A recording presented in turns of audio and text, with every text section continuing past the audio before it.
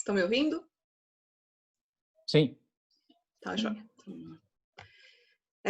Bom, primeiro, para quem não me conhece aí, as Fellows, eu sou Alessandra Zanoni, eu sou nascida e criada na escola, tem mais ou menos 2 anos, quase 2 anos que eu estou morando aqui na Alemanha, aqui em Hannover. E aí o que eu vou falar hoje, na verdade, não é só para vocês, é para todo mundo que lida assim, com os pacientes, seja no ambulatório, consultório, pronto-socorro, algum dia vai aparecer um caso aí de perda auditiva unilateral, e acho que é importante vocês saberem, tá? Antes de começar, eu queria falar assim que eu vou mencionar várias empresas de aparelhos, de implante, de equipamentos auditivos. Não tem absolutamente nenhuma relação, ninguém me ajudou nada, nem financeiramente, nem pessoalmente, nem para fazer aula, não recebi slide de ninguém. Tudo isso eu retirei da internet para ajudar vocês mesmo, tá? Foi apenas montagem minha, tá bom? Então vamos lá. Bom, primeiro, eu acho que todo mundo aí um dia vai pegar um caso de um paciente que chega aí no consultório com uma queixa de dificuldade auditiva unilateral, que a gente de cara pensa, beleza, vou botar na cadeira, vou tirar essa cera e vou resolver. E aí, muitas vezes esse paciente fala assim, olha, faz pouquíssimo tempo que eu tô com essa perda de audição, ou faz um tempão que eu tô com essa perda de audição, mas é de um lado só. Ah, fácil, vou resolver, né? Aí você vai lá, faz a otoscopia e tá tudo maravilhoso. Aí, você pergunta pro paciente, e aí? Você já fez algum exame de audição? Trouxe alguma coisa para mim? Ou a gente pode fazer hoje? Ele fala assim, não, eu fiz um exame sim, aí eu trouxe. E aí ele te traz esse exame, né? Com um lado ótimo, melhor que o seu, melhor que o meu, e o outro lado um horror. Então a gente fica pensando, né? Agora, o que eu faço com isso? Aí qual seria a conduta nesse caso, né? Primeira coisa que pode passar pela cabeça é, cara, não tenho a menor ideia do que fazer com isso. Menor ideia. Então, aí, enquanto você vai conversando com o paciente, você já vai lá, dá um Google aí em tratamento para surdez unilateral. Vai tentando arrancar do paciente, né? Tem zumbido, tem tontura, faz quanto tempo, o que aconteceu, quando que você percebeu? Não deu certo, não resolveu nada. Aí você pode também virar para o paciente e falar assim, olha, o que acontece é que o outro lado é perfeito, então não tem problema, a gente segue a vida assim e a gente vai acompanhando. Uma vez por ano você vem e faz áudio para ver se não acontece nada com o outro lado. Acho que também não é a melhor a solução. E aí, acho que quando bate o desespero, aí a gente liga para alguém da Otto, né? Aí você liga pro cara da Otto, o cara da Otto não atende. Aí depois ele te manda um WhatsApp. Na melhor situação, ele vai te ajudar. Na pior das situações, ou ele vai ficar em dúvida, porque nem ele mesmo sabe direito o que fazer, ou quais as possibilidades de reabilitação aí. Então, assim, primeiro, o que a gente tem que saber? Então, pegando uma audiometria dessa, o que é mais importante saber? Quais são as causas, né, dessa perda auditiva unilateral? Porque tem uma série de causas. Então, o paciente pode vir com aquele quadro que a gente pode chamar de, que uma professora Norma deu, né, uma surdez súbita. Mas o que é a surdez súbita? Na verdade, a surdez súbita é só uma das possibilidades da SSD, né, Single Side Deafness.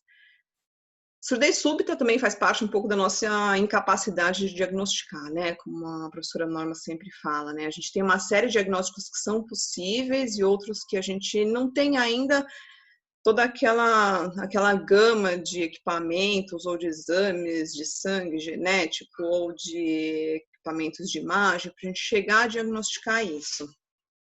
Mas não só a surdez súbita pode ser uma causa de perda unilateral, né? Muitas vezes se a gente investigar a fundo, a gente vai descobrir aí um Meniere, onde o paciente teve várias pequenas perdas de audição, algumas recuperáveis, outras não, e aí foi perdendo lentamente, ou um tumor do ângulo ponto cerebelar, ou da região ali, um tumor intralabiríntico, um tumor, um chivanoma, né, que é o mais comum.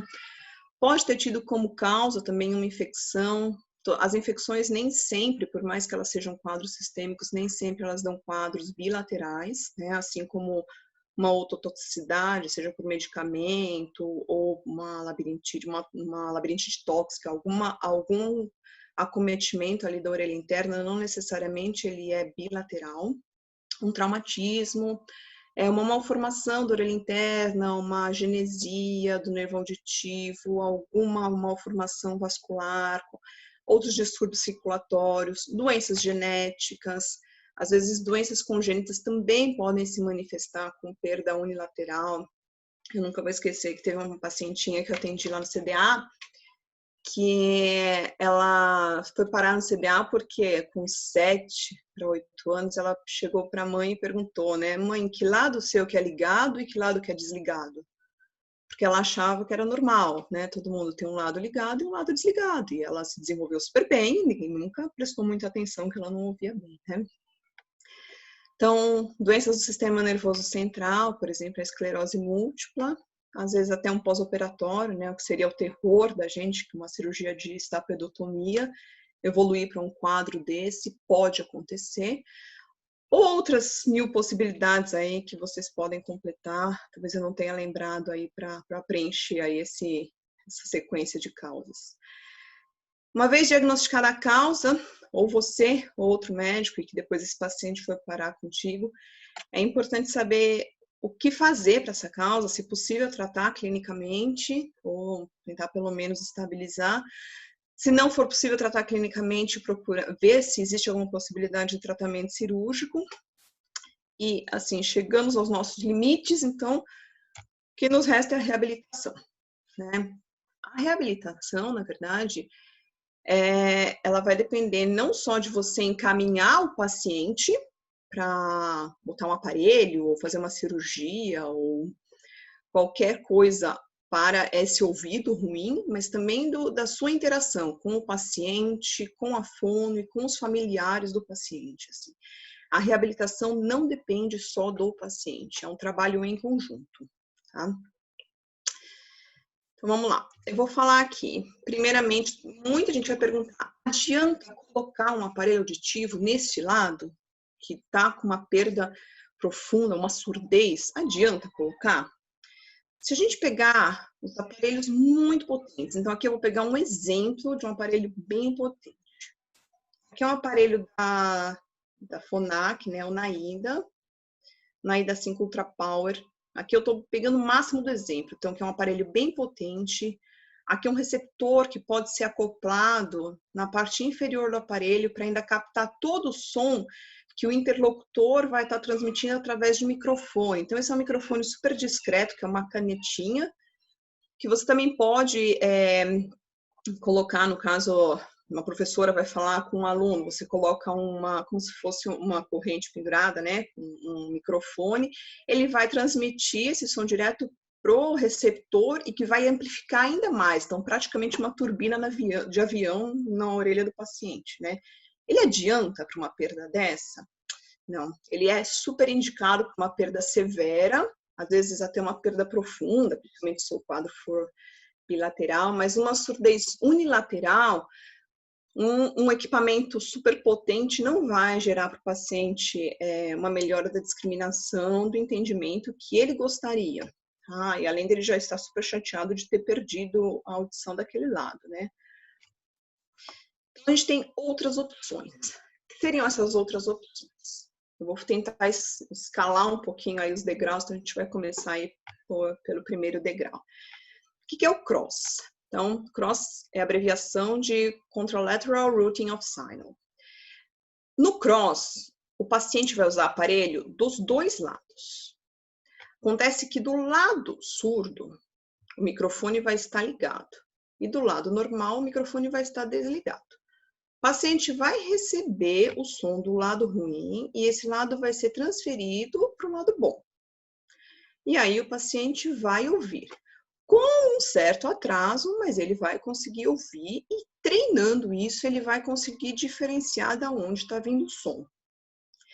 Existe uma outra modalidade para os pacientes que têm uma perdinha do outro lado, que é o bicross. O bicross significa a mesma coisa, só que ele vai ter os dois microfones ligados. Então, ele vai tanto ter a recepção do som por esse lado, que ele não ouve tão bem, mas obviamente não pode ser uma super perda, e do outro lado, ele vai receber o som e vai transmitir para o lado bom. Tá? Então, você teria essa possibilidade. Tá? Subindo um degrauzinho aí. Existe uma possibilidade que eu vi aqui, eu não sei, né, se tem isso no Brasil e se seria também viável, mas que eu já vi aqui várias vezes que eu achei bem interessante, né? Esse daqui é um exemplo, chama Brookhoff Label, que é um óculos com o vibrador de osso acoplado na haste do óculos. Aqui dá para ver que ele pode ser retirado e ele vai ter exatamente a mesma função que eu mostrei no anterior, do cross, do bicross. Claro, ele não exerce tanta pressão assim no crânio, então obviamente a capacidade dele de transmissão do som por vibração óssea não vai ser tão boa quanto o outro sistema.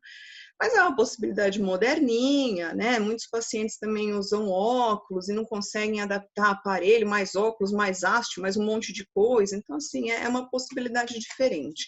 E que eu já vi alguns pacientes aqui, então achei bem interessante. Agora, para os mais moderninhos, né? O que é isso, né? O Adhere. É um equipamento da Medel que ele não precisa de cirurgia. Então, como que funciona? Através de um adesivo, que ele é colado na pele, então na parte que não tem pelos, atrás da orelha, né? Não tem pelo, não tem cabelo, ele é colado na pele. Esse adesivo ele é trocado em média a cada 3 a 7 dias. Alguns pacientes precisam trocar mais vezes, outros conseguem ficar por mais tempo.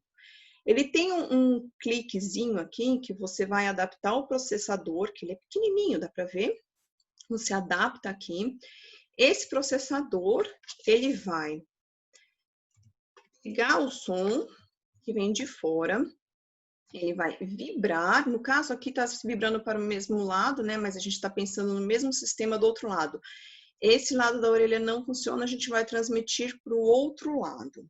Ele vai pular, né, um bypass, ele vai pular a orelha externa e a orelha média e mandar a transmissão óssea direto para a cóclea e isso para o nervo auditivo. Então, assim, o som é convertido em vibrações pro crânio e aí ele vai para a orelha boa.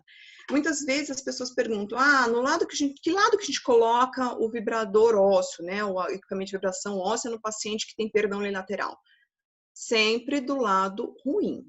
Tá? Então, o lado que ele não ouve é o lado que vai o implante ósseo, o implante ancorado ao osso, a prótese de vibração óssea, é do lado ruim. Ele vai transmitir para o outro lado. Tá bom? Esse daqui é o Barra, que o Irra já deu a melhor aula do mundo na semana passada, eu não tenho muito o que falar, e essas seriam as indicações dele como condutor ósseo. Mas como a gente não vai falar isso, quero só mostrar o sistema aqui. Assim, você tem o Barra, ele é da empresa Cochlear, né? Talvez a prótese ancorada ao osso mais famosa, naquele caso que a marca vira sinônimo do produto, né? Então todo mundo fala em barra, às vezes nem tá usando barra, tá usando de outra marca, né? Tá usando um barra tipo ponto, né? Então bagunçou toda a história. Mas o barra é da empresa Cochlear. E ele, geralmente, ele pode ser indicado, na grande maioria das vezes, para perdas condutivas ou perdas mistas, ou, no caso, para single side deafness, para perdas unilaterais, tá? Existem 2 sistemas que a gente pode usar. Então, esse daqui, que é o barra connect, que ele vai ficar conectado a um parafusinho, e o barra attract, que ele é através de um ímã, sem que nada fique exposto pela pele, né? Então, de que forma? Você tem essas 3 possibilidades de uso do barra. O barra connect, o barra attract e o não cirúrgico, que seria indicado para bebezinhos com malformações de orelha externa ou de orelha média. Então, isso você usaria o barra não cirúrgico, né? Que ele fica nessa soft band, que é uma tiarinha elástica que você coloca na cabeça do bebê. Então, o processador externo, que vai ficar aqui para a parte de fora do crânio, ele vai captar o som e vai mandar esse som, vai transmitir ele como vibração para o crânio, tá? Da mesma forma que aquele outro. Então, o que a gente conheceu primeiro, que é o barra connect, que ele fica com esse parafusinho, né, esse abutment para fora aqui, e que você vai conectar no equipamento. tá? Então, realmente ele fica essa parte exposta na pele. Óbvio que esteticamente não é maravilhoso, então as empresas trabalharam para esconder isso daí, né? Então a Qualcomm trabalhou para esconder isso e de que forma que ela escondeu? O equipamento é o mesmo, só que ele adaptou um ímã externo, um ímã interno que se comunicam sem que haja a perfuração da pele, tá? Então, aqui a gente consegue ver que até uma área da pele que está um pouquinho mais deprimida por conta dessa força do ímã. Então, até a gente tem que ver quando indicar, porque se o paciente tem a pele muito fina, isso pode realmente comprimir, gerar dor, desconforto para o paciente, né? Mas ele não expõe, então, esteticamente, ele é muito mais bonitinho, né? Então, isso seria uma outra possibilidade. Trabalhando do mesmo jeito, você vai pegar o som e você vai transmitir para o outro lado, tá bom? Esse pino, ele vai ser integrado ao osso, então é o sistema de osso de integração. Então, uma vez cicatrizado e integrado ao osso, ele fica aí bonitinho, não vai acontecer de quando o paciente desconectar, arrancar o pino também. Então, assim, depois de osso integrado, tudo funciona bonitinho. Claro que nem sempre é assim. Muitas vezes a pele acaba, o paciente acaba tendo infecção ao redor da pele, ou então essa pele acaba encobrindo até o pino, o abutment. Então, assim, tem algumas complicações possíveis desse procedimento. Ele é indicado e liberado a partir de 5 anos de idade, que é quando você tem a espessura óssea suficiente para poder colocar esse parafusinho aí na parte interna, tá? A empresa, uma das empresas concorrentes, aí tem o Ponto, que é o mesmo sistema, mas eles não têm ainda o sistema de ímã, até onde eu sei. De repente o Irra sabe mais aí do que eu. E ele também pode ser usado para crianças aqui com o softband e a gente tem sempre a possibilidade de customizar o equipamento para tornar a situação um pouco mais leve, né? Já é ruim tá com equipamento, um aparelho auditivo visível, então pelo menos vamos tornar ele um pouquinho mais alegre e divertido, né? O sistema é o mesmo, é a condução óssea através do osso, e os estudos da Oticon, que é essa empresa, dizem que quando você usa o equipamento conectado diretamente no pino e a vibração vai diretamente para o osso, a criança chega a ter uma capacidade de aprendizagem muito maior, até 2 vezes e meia maior do que se você usa só softband. Pode ser que realmente seja uma possibilidade porque a vibração é maior, né? Mas isso é um estudo deles. Eles dizem também que isso permite uma melhor qualidade sonora e um menor esforço auditivo do paciente. Tá? Vamos lá, andando mais um degrauzinho para cima, a gente tem aqui um outro sistema. Esse daqui é o Bone Bridge. O que é o Bone Bridge? Ele é um implante ósseo, né, uma tecnologia que eles chamam de transcutânea. Então, do mesmo jeito lá que a gente viu com o Barra Tract, não fica nada exposto na pele. Então, ele é parecido com um implante, ele tem esse coil aqui na parte interna. A parte externa, onde vai ficar o processador externo, com o microfone, ele tem 2 microfones, e por não ter exposição da parte interna, você tem menos risco de infecção, tá? Então, tanto o implante quanto o transdutor, eles ficam abaixo da pele, né? Isso também é uma boa solução cosmética. Essa parte externa, ela pode também ser customizada, e na cor do cabelo, ficar tudo bonitinho, né? E ele tem um processador digital. Então, como que funciona isso?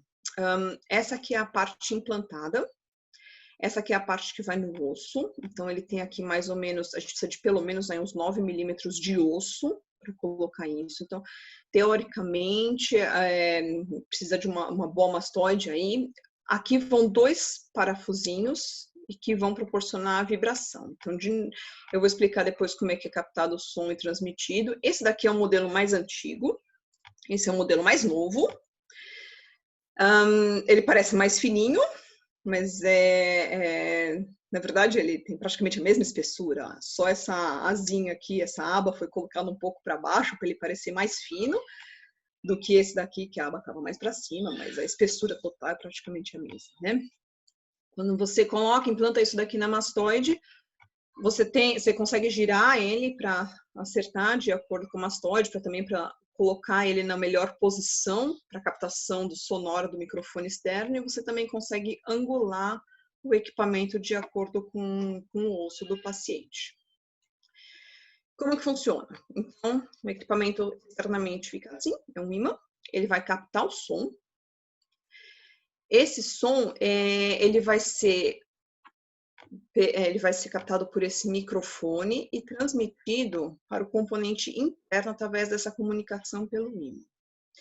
Nesse componente interno, ele vai para essa região aqui que ele chama de demodulador. Então, a parte interna, ele funciona como eles chamam de FMT, é um Floating Mass Transducer, que ele capta a vibração e manda para a orelha interna. Ele capta o som, ele transforma em vibração e manda para a orelha interna, pulando aí a orelha média, a orelha externa. E ele é bem parecido com o Vibrant Sound Bridge, que é aquele equipamento que você usa em que ele também vai vibrar, mas a cadeia ossicular, que na verdade é indicado para pacientes que têm uma perda neurosensorial leve, moderada, comecinho de severa, uma perda condutiva ou mista. Mais ou menos o mesmo sistema. Então, ele vai vibrar toda essa caixinha, ele vai vibrar a parte lá que está parafusada e vai transmitir essa vibração para o osso. Esse equipamento, por ele ser de metal, a gente sempre acaba se questionando se o paciente pode eventualmente fazer uma ressonância com um equipamento desse. Sim, até 1,5 Tesla, a empresa diz que pode fazer ressonância, que não tem problema, não vai deslocar o equipamento e que isso é seguro, tá? E aí, no caso do paciente com perda unilateral, a transmissão é a mesma, a transmissão sonora é a mesma daquela do Barra ou dos outros sistemas. Então, você vai tentar transmitir para outra orelha. A gente não vai trabalhar a orelha com problema. Tá bom? A empresa concorrente resolveu criar um equipamento esteticamente mais bonitinho. Por quê? Porque ele é mais fininho. Você não precisa de uma profundidade tão grande para colocar aquele barrilzinho de vibração do Bone Bridge. Então, são 3 a 4 milímetros de osso que você vai colocar esse parafuso. No mesmo esquema que a gente viu lá das outras próteses implantáveis. Então, é um pequeno parafuso. E ele tem um mecanismo um pouco diferente. Então, ele é um mecanismo piezoelétrico de estimulação. O que é isso? Piezoelétrico significa que ele pega uma energia elétrica, na verdade ele pega uma energia mecânica e a pressão, né, a energia mecânica por pressão ela pode ser transformada em energia elétrica. Então, e também o reverso pode também acontecer, tá? Então, o que vai acontecer?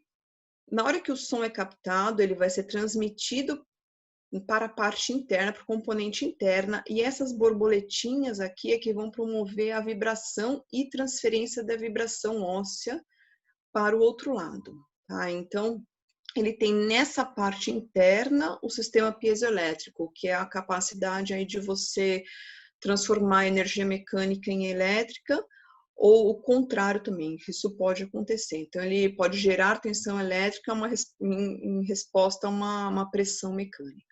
Bom, o que ele tem de vantagem em relação ao outro? Ele tem uma maior sensibilidade, principalmente em altas frequências. Então, os pacientes que têm esse implante, eles dizem que realmente eles estão bem satisfeitos, principalmente porque aqui a gente usa bastante os fonemas de altas frequências, então isso faz diferença para o paciente, né? Teoricamente, se eu não me engano, ele está liberado a partir de 12 anos de idade. Não tenho certeza, mas eu acredito que seja isso, tá?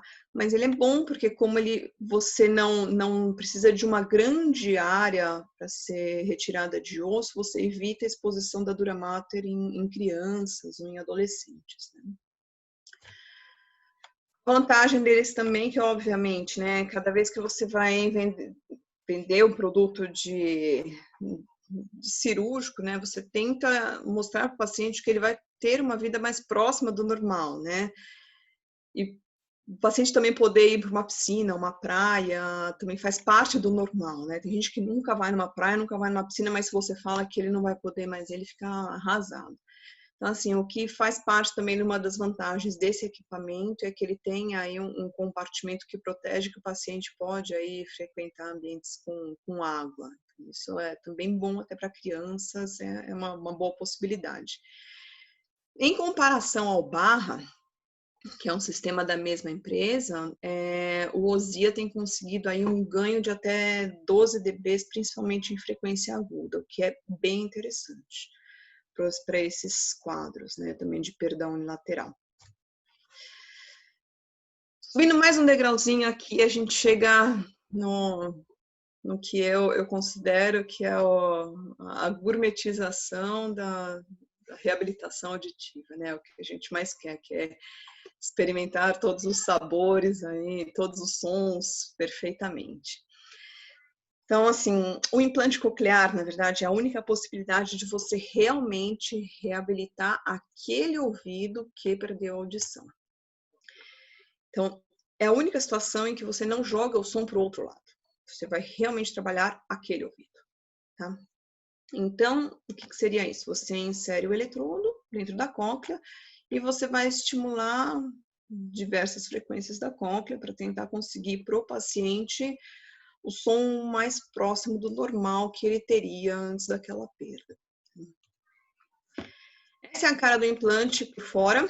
Então, essa é uma das marcas, essa é a cara do implante por fora. Aqui eu estou mostrando aqui, ó, componente interno, componente externo, a parte que vai pendurada aí na orelha, né, o processador retroauricular, e aqui um processador só a parte de ímã, sem o que seria pendurado aí na orelha, né.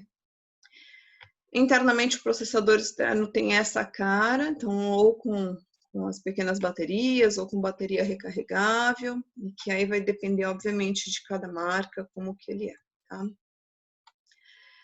Como que ele funciona? Então, aqui a gente tem uma imagem que tem bastante informação ao mesmo tempo. Então, em vermelho a gente tem aqui as frequências da cóclea. Então, o giro basal, as frequências altas. Conforme a gente vai subindo aqui para o giro apical, as frequências mais baixas, mais graves, são mais graves. Em azul, o tamanho do eletrodo, né, e a área do eletrodo que vai ser estimulada. Então, se a gente pegar um eletrodo aí de 25 milímetros, provavelmente ele chegaria até aqui.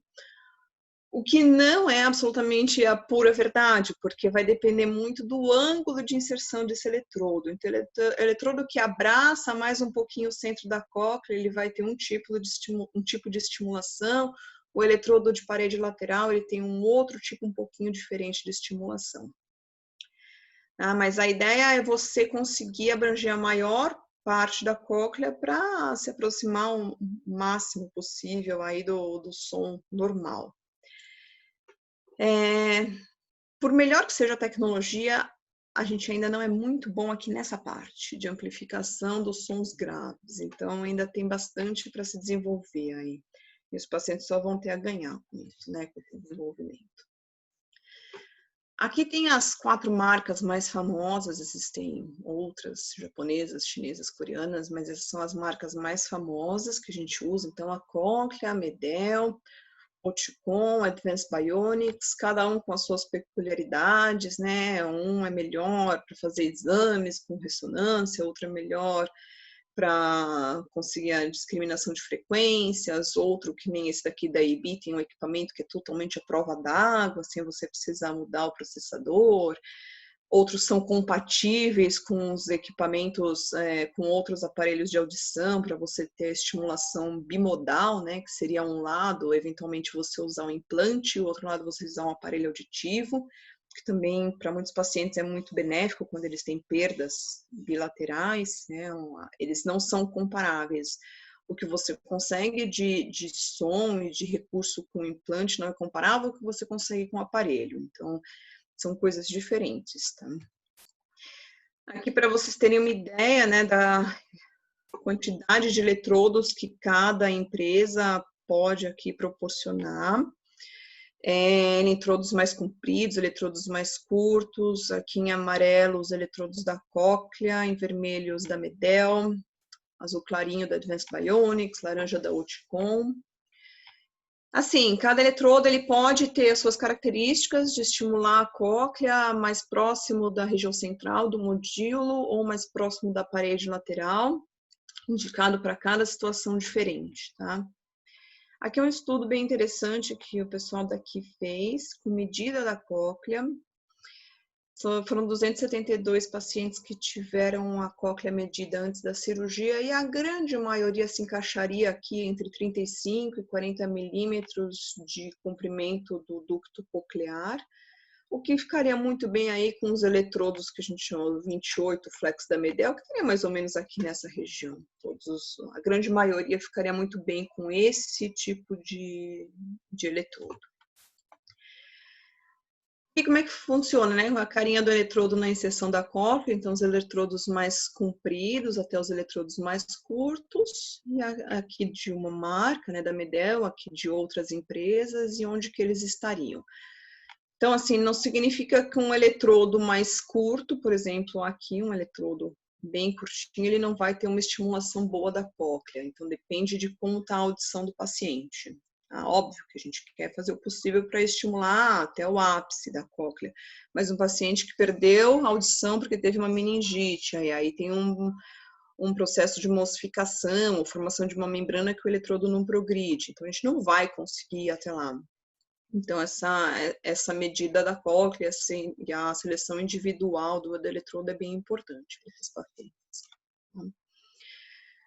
Aqui, para vocês terem ideia de como é a carinha do eletrodo aí, depois que você faz a cirurgia do implante coclear, que ele pode ser feito em casos de perda unilateral, sim.